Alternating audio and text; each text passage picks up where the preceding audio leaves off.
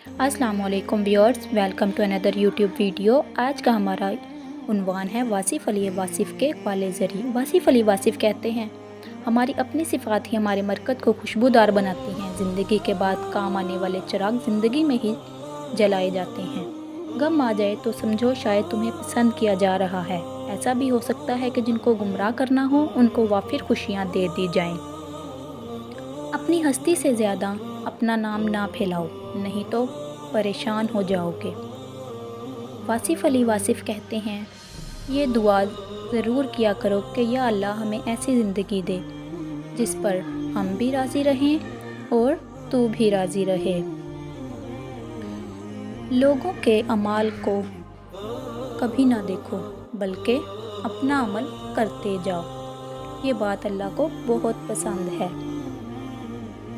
जो शख्स अपनी तन्हाई से अदल नहीं करता, वो ज़िंदगी में क्या अदल करेगा।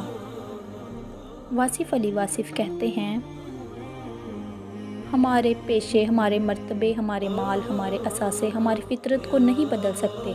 कमीना कमीना ही होगा, ख्वाह वो कहीं भी फाइज हो। सखी सखी होगा, ख्वाह वो गरीब हो। हर एक के लिए दुआ करने वाले बन जाओ, खुदा तुम्हें साहिबे दुआ बना देगा। वासिफ़ अली वासिफ़ कहते हैं, लोगों के लिए रहमत बन जाओ, तुम्हें भी रहमतुल लिल आलमीन सल्लल्लाहु अलैहि वसल्लम की रहमत का साया मिलेगा। हमारी अपनी सिफ़ात ही हमारे मरकज़ को खुशबूदार बनाती हैं। ज़िंदगी के बाद काम आने वाले चिराग ज़िंदगी में ही जलाए जाते हैं। कलमे का मतलब यही है, जहाँ अल्लाह का ज़िक्र होगा वहाँ अल्लाह के हबीब का ज़िक्र भी होगा।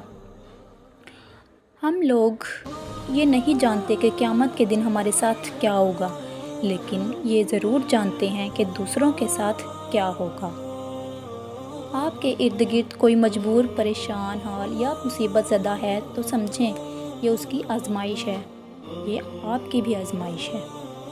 मेरी ज़हानत और शख्सियत धरी की धरी रह गई जब मेरा पाला अपने नसीब से पड़ा।